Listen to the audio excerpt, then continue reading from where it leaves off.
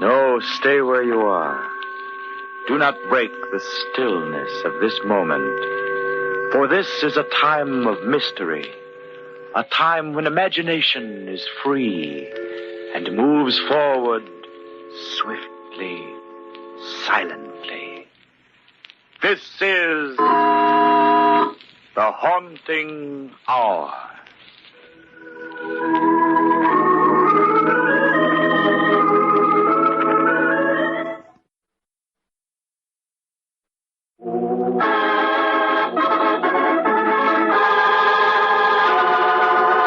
Revenge.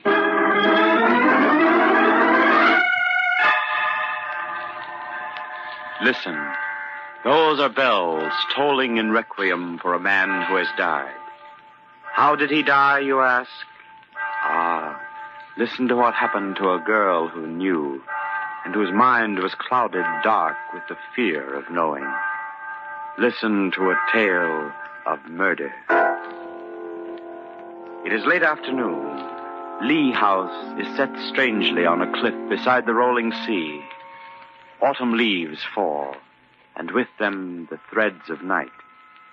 And in a car, parked a little distance from the house at a pillared gate, sits a girl behind the wheel. Beside her stands an old man with sad and beguiling eyes. It's a bad night, Miss Anna, to be driving the sea road. I know, Jameson. But I must go. I must. How could I spend another night in that house? What could be keeping him? This young man, Miss Anna, is he... He's a good driver, Jameson. I'll be perfectly safe. I do hope you will be, ma'am. Listen, you can hear the surf from here. How Mr. Jonathan loved the sea. Jameson, don't. Oh, there's rain behind that wind, I bet. Annabelle!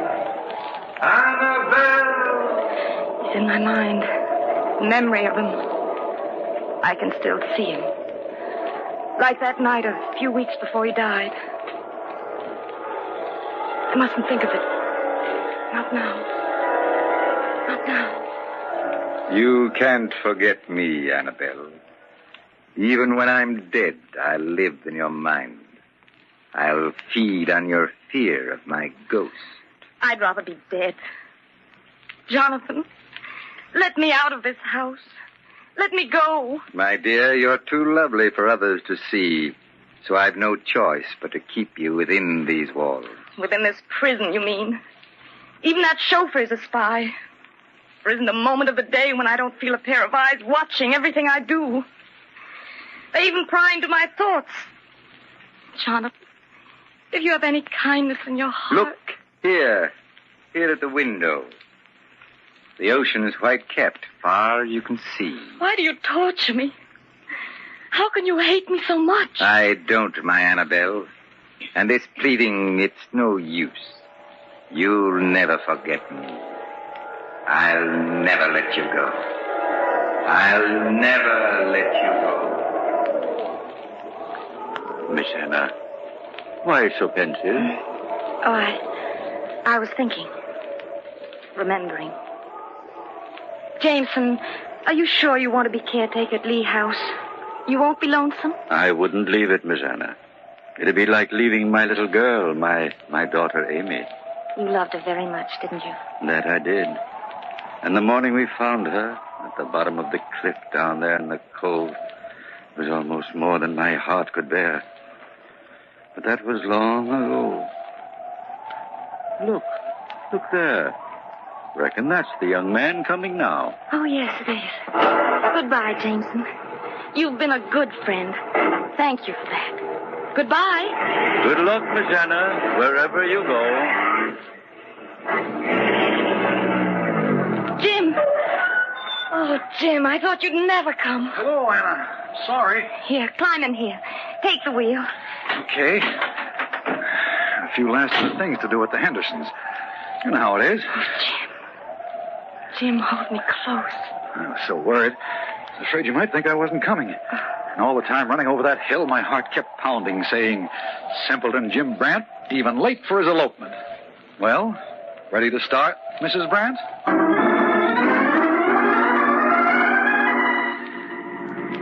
Just you wait and see what a swell honeymoon trip I've got planned for us, Mrs. Brandt. Oh, it's so wonderful. But is it real, Jim? What do you mean real? Of course it's real. Well, it seems like a good dream. After the last 3 months since he died, I've lived in a nightmare since then. But it's over now. Over and done with. Jim, don't think me silly, but they don't exist any longer, do they? I mean, people who are dead. My heavens, no. Except in somebody's mind, maybe. Somebody who was close. A wife or a daughter like you, maybe. Especially a good-looking daughter like you. Yes. I want to tell you something, Jim. My, don't you sound serious, though. I don't want to be serious.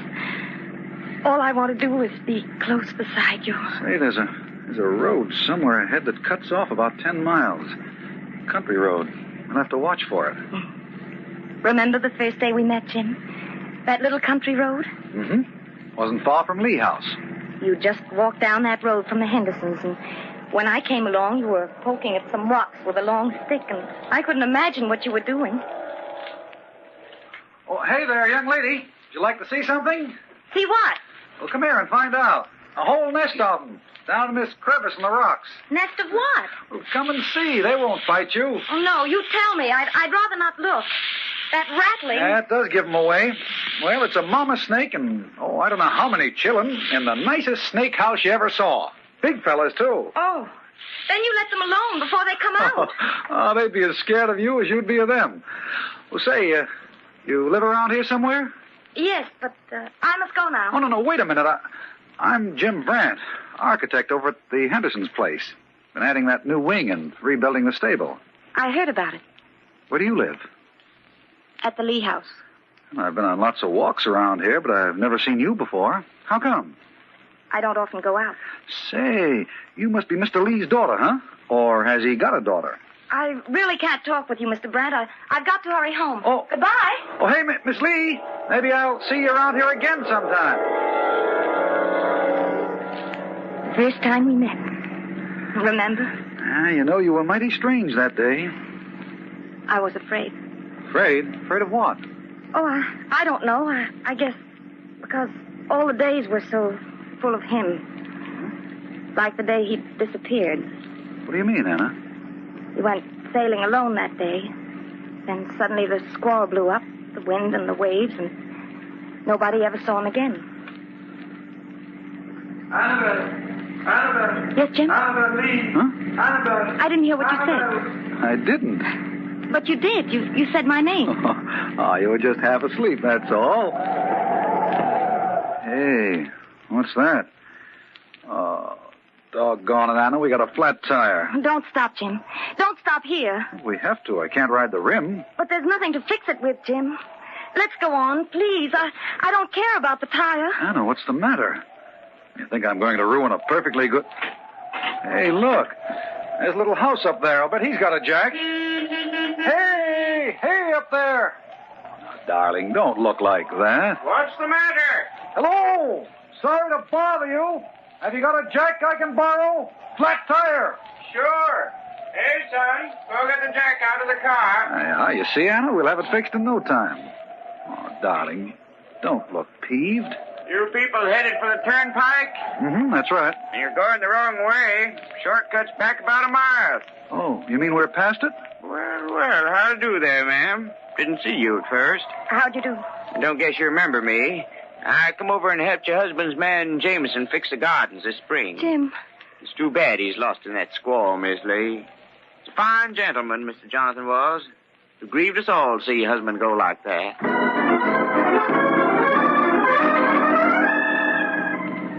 Jim, you turn back. You're taking me home. You were Jonathan's wife, Anna. Don't take me back. I didn't lie to you, Jim. I was going to tell you. When? After we got married? After... No, I was going to tell you tonight.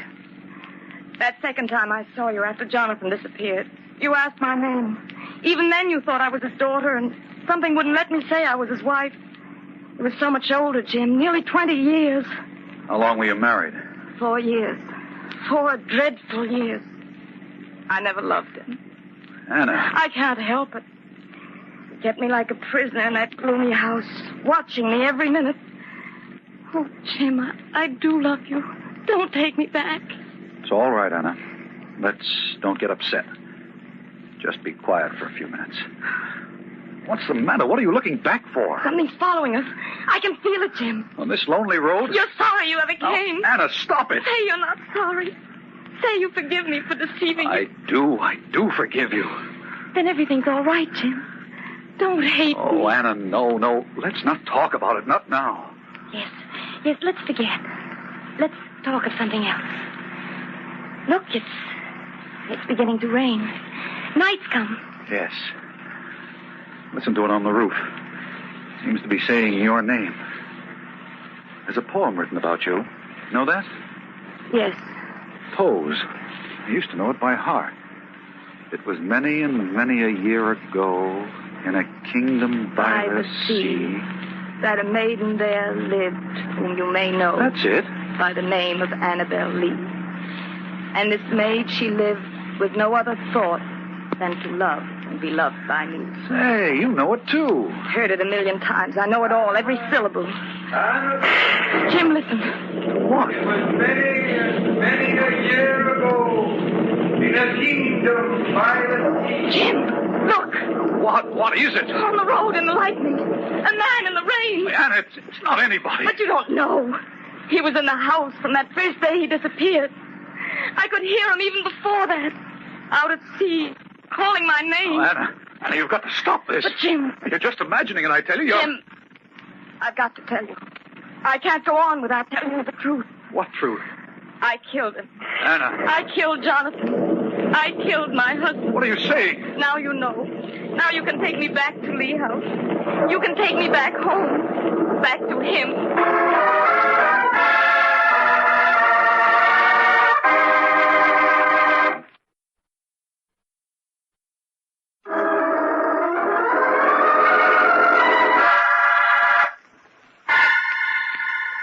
Jonathan Lee is dead.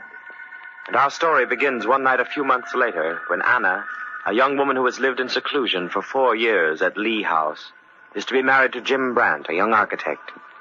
Jameson, the old caretaker, sees her off in the station wagon. And as Anna and Jim drive along, she confesses that she was Jonathan's wife, that she herself murdered him. Her mind is distraught with a terrible fear that the dead man is somehow among the undead, that he is waiting for her. Oh, Anna, I don't believe you. What are you saying? That I killed him. I planned to kill him. No, you couldn't have. I had to tell you. Because Jim, somehow he's not dead.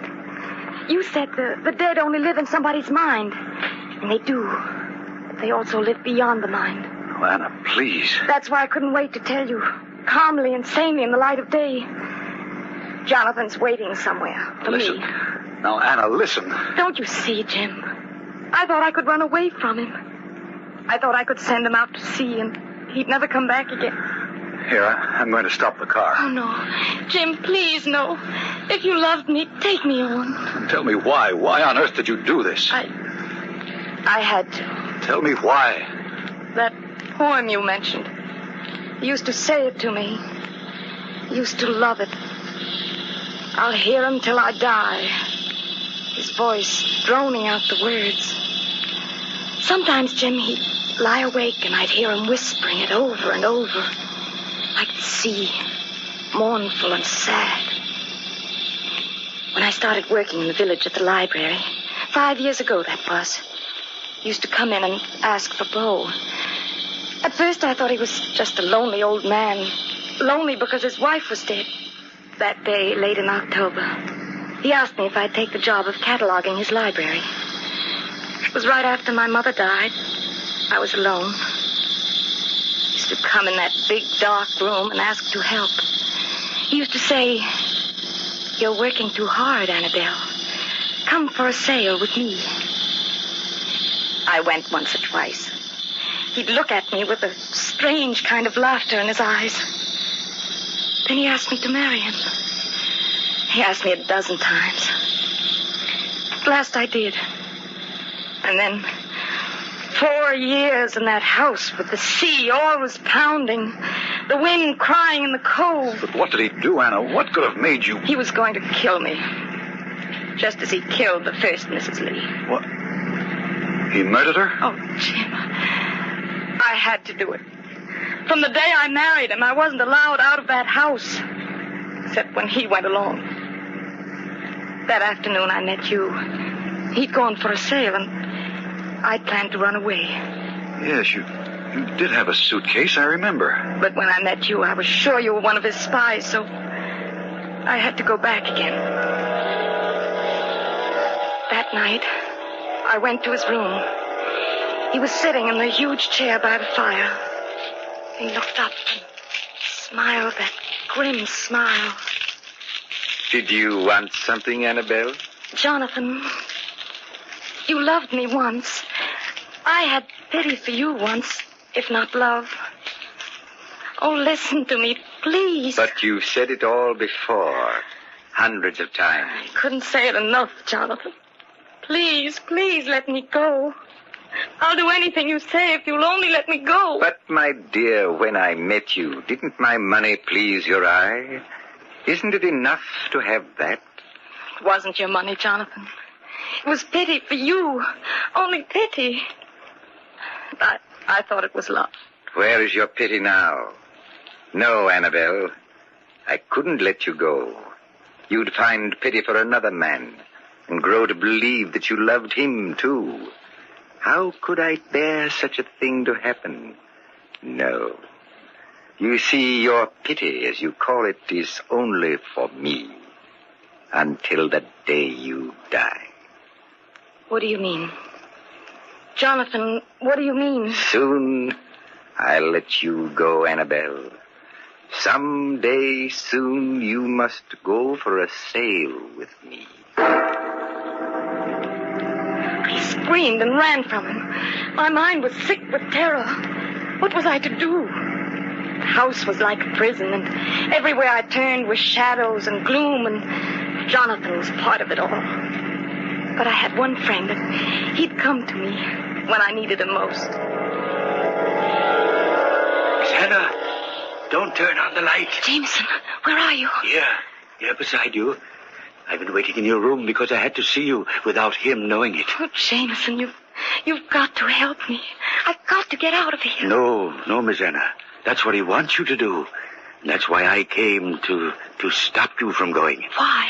He'd follow you. He'd find you. You heard what he said? I've heard it before. The other Mrs. Lee. She begged him to let her go. Time and again she begged him. And one day, she took a boat from the cove. He said she was lost in the sea. Yes, Miss Anna. But Mr. Jonathan followed in a skiff, and then she never came back. He murdered her. Jameson. It's the truth. I believe you. I do. Then wait and plan. I'll help, but he mustn't know about it. Tomorrow, we'll talk tomorrow, if he goes sailing again. Sailing? You're right, Jameson. I won't run away. I know now what I have to do. I know now what I must. So that night, I made my plan. The next day, he did go sailing. And that was when I caught them. With a little cord noose I made myself. I lay on the rocks for a long time, looking down, waiting till I could get the cord over their heads. Caught what? The rattlesnakes you showed me that day. Yeah. I caught them and took them down to the cove in a box. And that night I put them in his boat in a coil of rope. I left them there. Oh, Anna, how terrible. The next day he went sailing again. He didn't see them at first. The motion of the boat and a sharp sting on his leg. And waiting in the dark, I could picture him. Fighting, drawing back, turning loose of the boom, climbing out of the pit. And the squall came. And he was gone. Oh, Anna, what are we going to do? But I had to, Jim. And it wasn't because of me. I'd only seen you once. I didn't know you weren't somebody he'd hired to watch me till I saw you again and again after he was dead. Oh, Jim. Anna, look out! Hold on! It's a cliff. We're hanging over the edge, Anna. Get out, quick! Here, take my hand. This side, Anna, this side. That was close. Are you all right? Yes, I'm all right. Look, we nearly went over into the sea. Golly, we'd both have been killed. Jim! What, Anna? We're back where we started. There's the house and the cliff. What? You brought me back. Anna, you know I didn't. Jim, look. Who is it, Jim? Yonder on the road. I don't know. It's Jonathan. He's walked up from the sea. Oh, let me go, Jim. Let me go. Oh, it's only some man. Anna, come back here. Come back. Hey, down there. What's the trouble? Quick, man. Help me stop her. Where'd she go? I'm Jameson. We had an accident, Jameson. She's gotten some crazy notion in her head about a ghost. Look, she's running across the lawn. Down to the sea path. Hurry.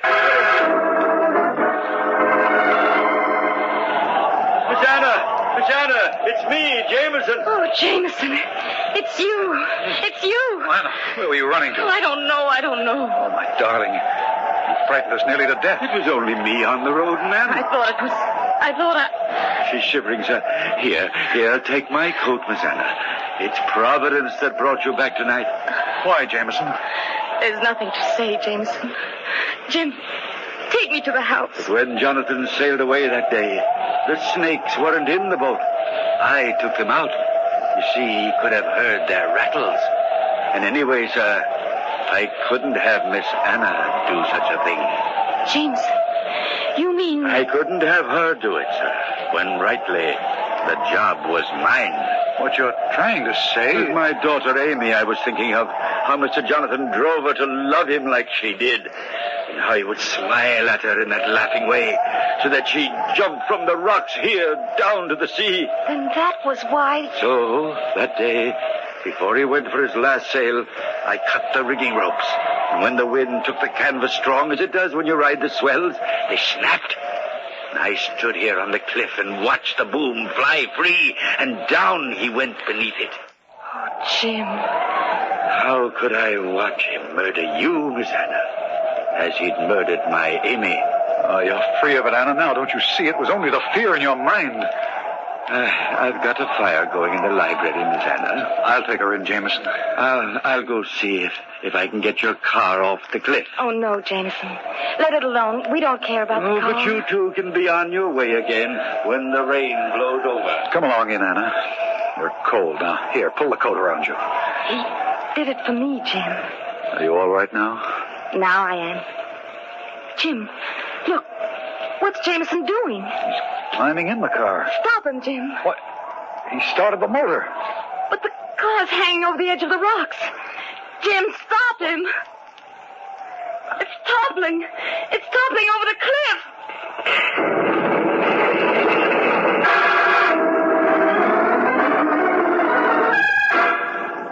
Oh, Jim, how awful. It went over the cliff. Down to the sea in the cold. He did it all for me. And for me, too, darling. But he's made everything all right, Anna. He's made everything all right.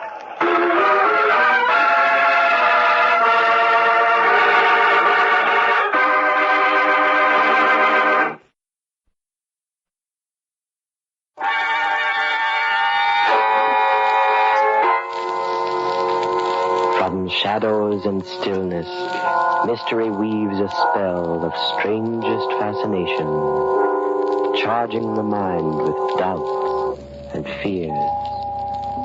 For mystery is a strange companion, a living memory.